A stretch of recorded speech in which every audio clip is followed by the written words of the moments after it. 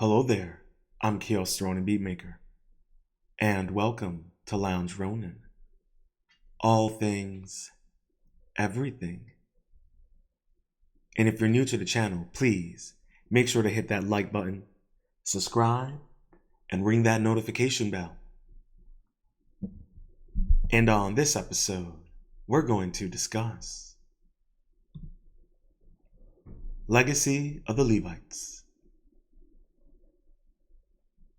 And without further ado, let's get into it.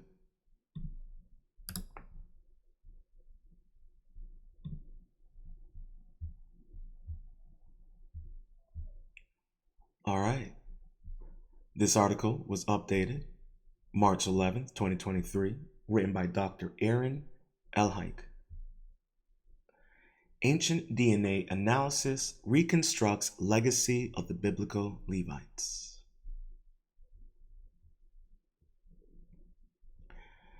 The biblical Levites were a group of people from the tribe of Levi, set apart from religious service in ancient Israel. The most famous Levite was Aaron, Moses' big brother and the first priest. The Levites played an important role in the worship and rituals of the Israelites. Their duties included serving as priests, caring for the tabernacle, and later the temple, and teaching and interpreting the law. The Levites were not shy about using force to enforce their will. A little bit on the nose, don't you think?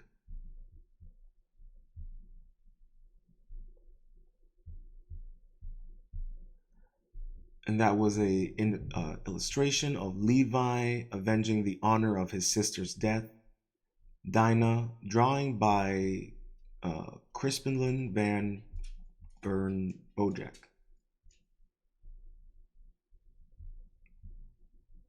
Alrighty.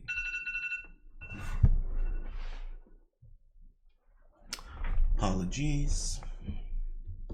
Let's continue. The Levites in the history of Israel. Now, keep in mind, everybody, if you have been keeping up to date with my series and you're familiar with the series that we discussed in regards to Moses and the Egyptian connection, you're going to have to take a lot of this information with a grain of salt.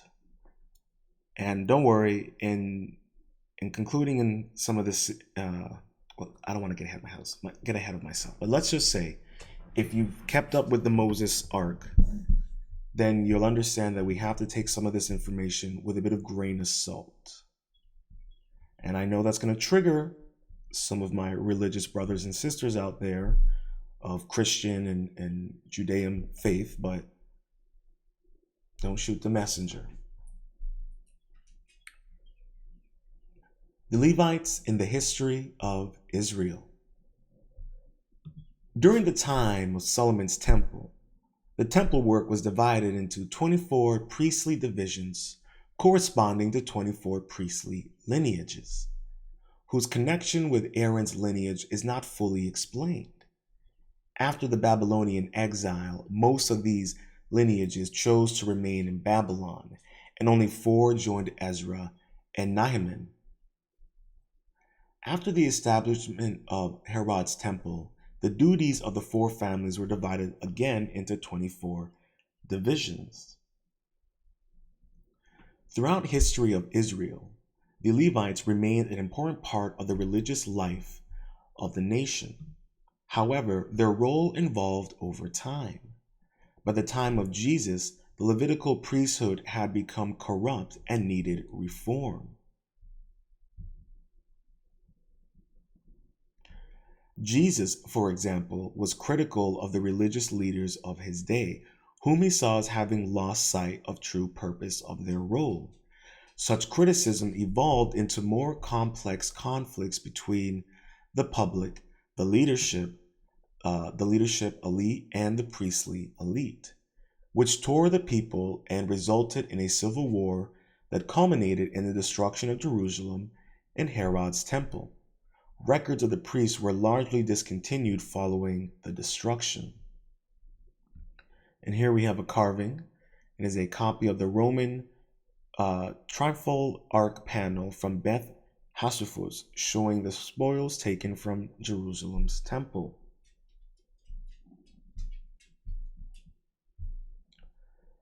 Curiosity concerning the genetic legacy of the Levites. However, curiosity concerning the genetic legacy of the Levites did not disappear. This prompted a series of genetic studies in the late 1990s that aimed to find common genetic markers in the Y chromosome inherited from father to son, just like the surnames between individuals that carry the surname Levi. Initially, these studies reported a small number of mutations, termed the Cohen model haplotype, CMH, found in a third of the people with the Levi surname. Compared with the controls, these studies caused a major excitement in the field and with the public, envisioning that true genetic markers of the Aaron lineage survived for thousands of years along the Levite legacy even before surnames were invented.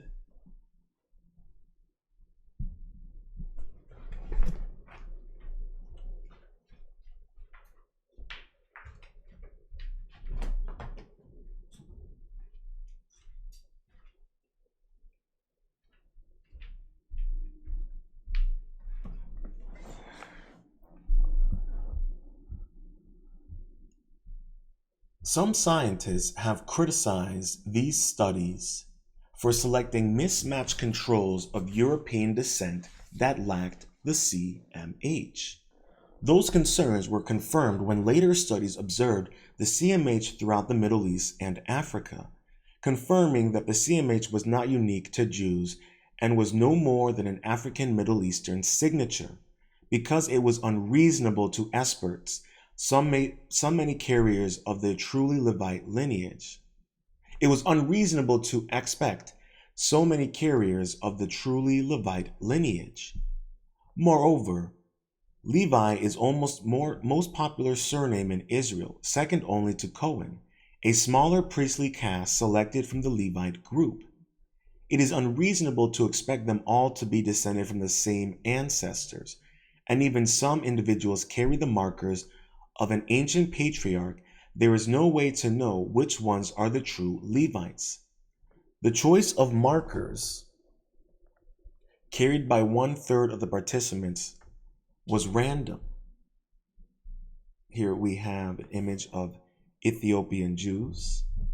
And if you are aware, then you of the history of Ethiopian Jews and Israel, then you are aware that Ethiopian Jews are treated very, very poorly in Israel due to their their color and due to their religious practices. As you can see, when it comes to the genetic lineage, this can be perceived as an issue for Israel, because then that would have to mean that, Ethiopian Jews who are African but maybe have some Arabic descent, Arabic in them, it becomes an issue. Because many people don't realize this, but Israel is quite is actually pretty racist towards other ethnic types of Jews. It's just an unfortunate reality that some people prefer to not acknowledge, but especially when what's going on currently right now in Israel and Palestine and in Gaza, information like this can be very triggering for some people. But let's continue.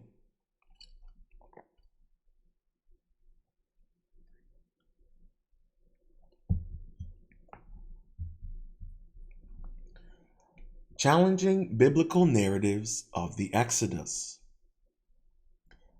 Geneticists were not the only ones asking these questions. As the field of biblical criticism expanded, researchers began challenging the Exodus narrative, in which the Israelites are said to have been enslaved in Egypt and then led out of bondage by Moses. Scholars have pointed out that there is lack of historical evidence to support the biblical account of the Exodus, including the absence of records of running slaves. And if you checked out my episode where we looked at the article discussing Moses and the Exodus, then you're aware of that Moses was not a Hebrew, he was an Egyptian, and he never fled Egypt. He just went a little bit down the river. So this is what we have to understand when it comes to biblical narratives, is that a lot of the things that is written in the Bible was copied from ancient Kemet, Egypt. Many of the stories, whether it's Isis and Mother Mary, Osiris, Jesus Christ, we can go on and on. And we'll address that near the end of this series. But I just want to make people aware, if you haven't caught the Exodus and Moses series, I highly recommend you make sure that you hit that like button on this video and you subscribe, and then you go and you watch those and you hit those like buttons and come back over here and check this video out. But I just want people to realize that if you look at my series, I'm kind of formulating a bit of a timeline, so to say, for us to kind of do a light introduction into these topics that allows other people out there who have been kind of curious and interested to then do their own information and do their own investigation and spread their wings from there. But like I'm saying, we really have to, for anybody of any religious faith, you really got to start questioning some of the narratives and what you're being taught, because let's just say, things are never quite as they're seemed. And when history is written by the victors, they destroy, the history of the past victors, so to speak. Let's continue. The main arguments against the biblical Exodus were the absence of any historical or archaeological evidence to support the idea that the Israelites were enslaved in Egypt. Indeed, there are no known Egyptian records of the enslavement of a large group of people, and no archaeological evidence of a sudden and large-scale departure of people from Egypt. Kind of makes you wonder who built the pyramids then, if they keep on saying it was a bunch of slaves. But I digress. Many scholars have pointed out that biblical accounts of the Exodus is rife with anachronisms and inconsistencies. For example, the Bible describes the Israelites wandering the Sinai desert for 40 years, but there is no evidence of a large population living in the desert for such a long period of time. There is also no evidence of Israelites living in Egypt during the period in which the Exodus is supposed to have occurred, and no evidence of a large-scale migration of people from Egypt to the land of Israel. Man, isn't that funny? Kind of makes you wonder, doesn't it? Of course, the absence of evidence is not evidence of absence, but the Exodus narrative is not supported by any evidence, and the doubts cannot be brushed away. If the Exodus did not occur, we must then ask, who were the Levites? Who invented those stories? And for what purpose? I'm going to repeat that last sentence. If the Exodus did not occur, we must then ask, who were the Levites? Who invented those stories? And for what purpose? Let's continue.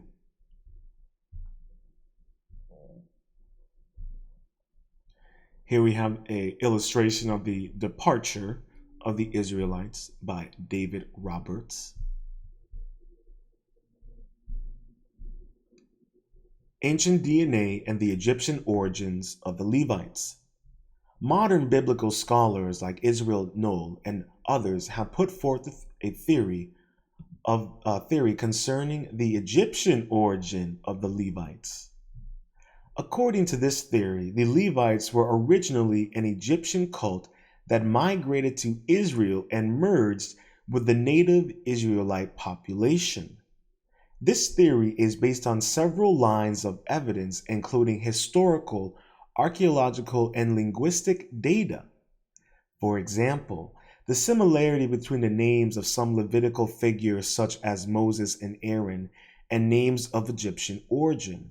This suggests that the Levites may have had close cultural and religious ties with Egypt, i.e., the Levites were Egyptians. I know that's going to be hard for a lot of people to digest.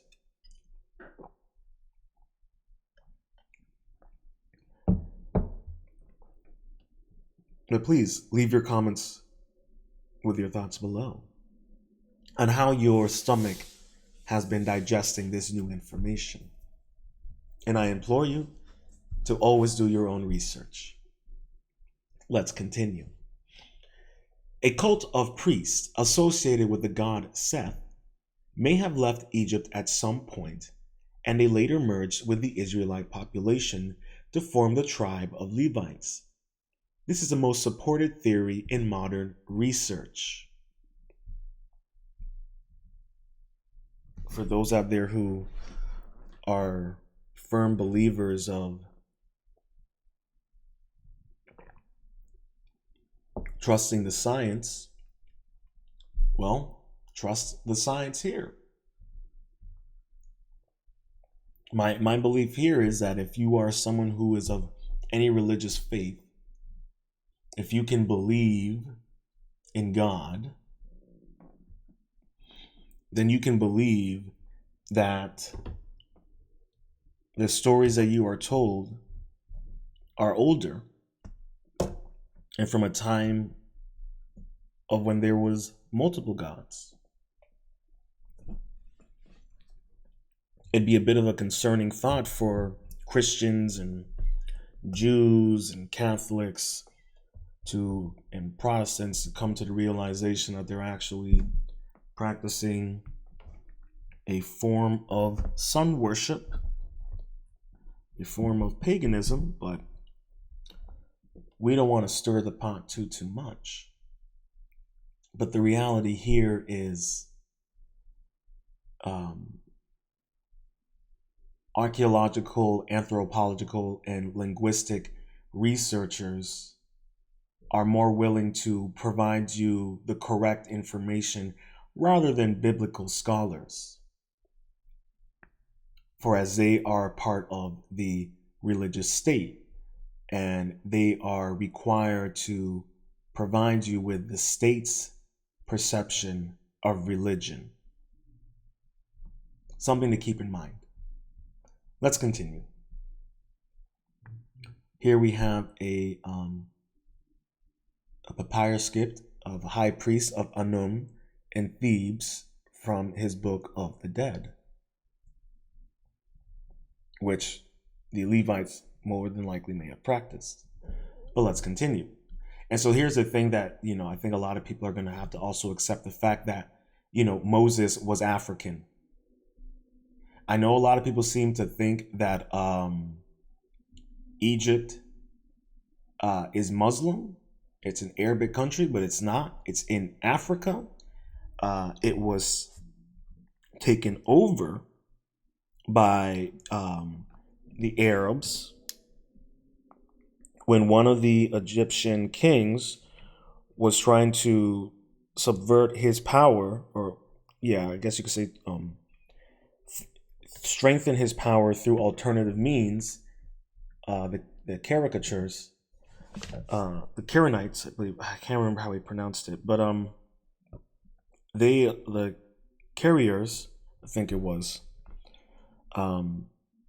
this Egyptian pharaoh started recruiting Arabic mercenaries And over time, they started interbreeding with the African population, and over time, they eventually took over um, Egypt.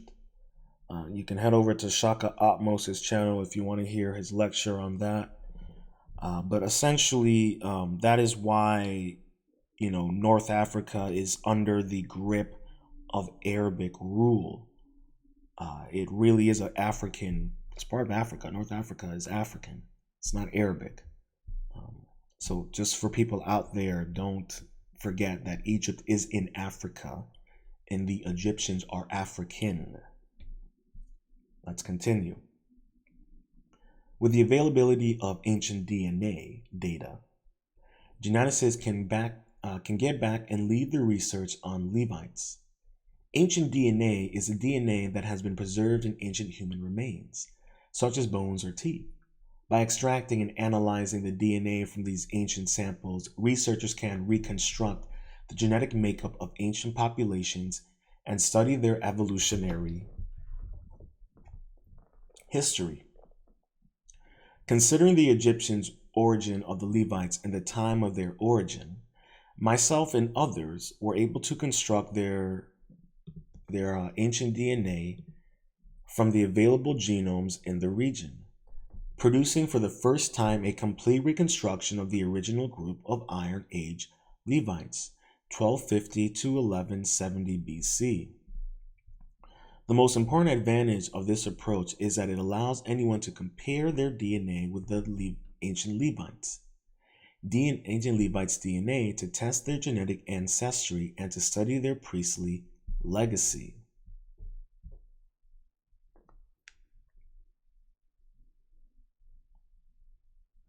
Here we have an image of a descendant of the Levites here. The ancient DNA origins test provides powerful DNA-based tools to help people find ancient ancestors, trace lineages, and determine tribal origins. And here we have the sigil. It is important to note that the ancient DNA data are continuously improved both in size and quality, allowing us to continue and update the Levite reconstruction over time. The search for the origin of the Levites is one of the most exciting and important endeavors in modern genetics that can deepen our understanding of ancient Jewish history and culture, as well as the history of the populations in the ancient world.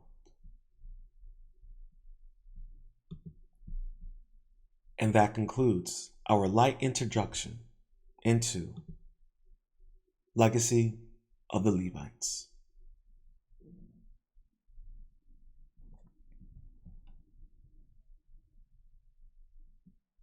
As I always say, and I cannot stress this enough, for everyone out there, please make sure to further your research and studies into these things, especially into this religion and history, because it is clear that we are being manipulated and lied to about much. And especially for us of those who practice a faith, we really need to be ensured that the faith that we are practicing is of truth and is authentic. Otherwise, we will find ourselves in a very complicated, complex situation that might cause us to have some loss of self and identity and worth. That's why when it comes to the perception of our reality, it is key that you spend as much time trying to practice and focus on perceiving the essential reality. And within the essential reality comes the realization that history, religion, humanity, it's all been lied to us. And that may cause some great stress in many, but in others, like myself, it provides a sense of clarity. As beforehand, I felt too much chaos and all of the confusion and the obfuscation.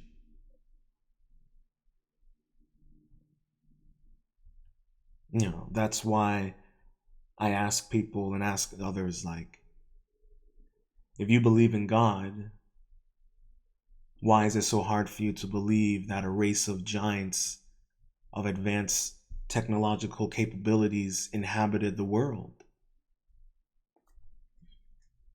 If you believe that God created us, why is it out of the realm of possibility that God created giants?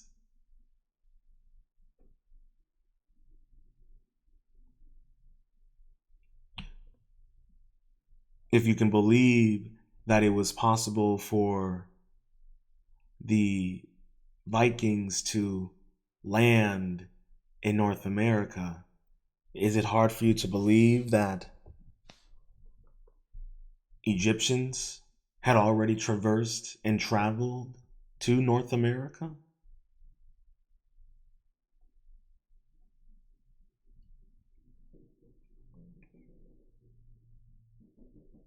I only ask these questions just for people to have thought experiments for themselves. So many of us are so quick to believe one fantastical thing, but will mock and doubt another person's belief in a fantastical thing. And I find that humorous and ironic and hypocritical. But this is the state of being that we find ourselves in, where we are domesticated into not having any form of individuality. I'm not sure if I made this analogy in a previous episode, but I think about this short story of this dystopian world. And in this world,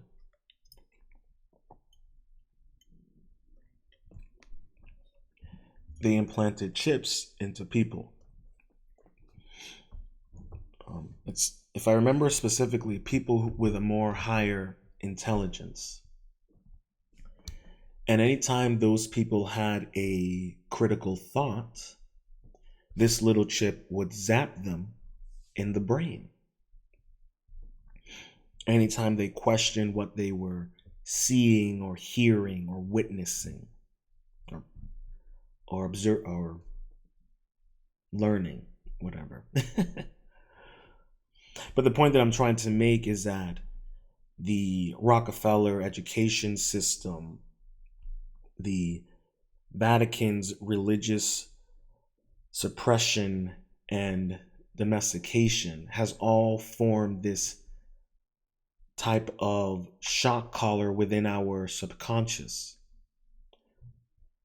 No matter your religion or educational background, it's all been controlled. So we have this unconscious shock collar in our brains that will shock people from having free thoughts, critical thoughts, individual thoughts, thoughts that challenge their domestication system, their belief system. So this subconscious shock collar denies people the ability to think for themselves or the ability to question what they've been taught.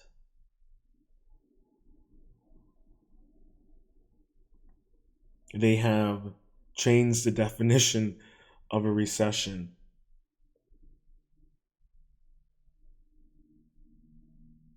What does that mean when they change the definitions of words?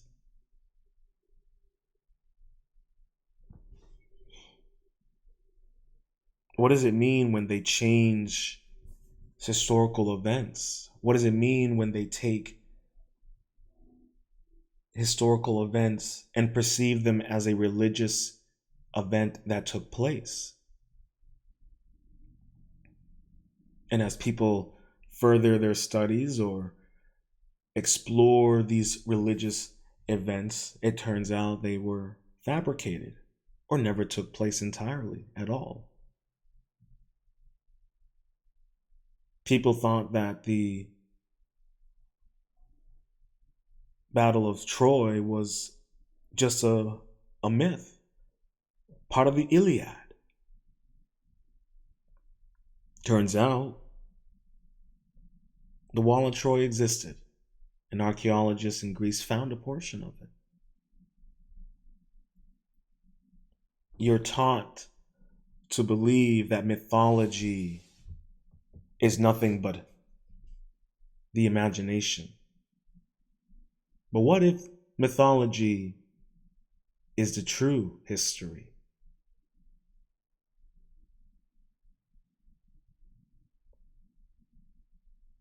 I hope you enjoyed this episode of Lounge Ronin. All things, everything. If you're new to the channel, please make sure to hit that like button, subscribe, and ring that notification bell. And you've made it this far, please make sure to leave a comment with your thoughts below. And please sprinkle in a bit of that constructive criticism, as that will help me and the channel grow. And until next time, stay positive, stay focused, stay true, and much love.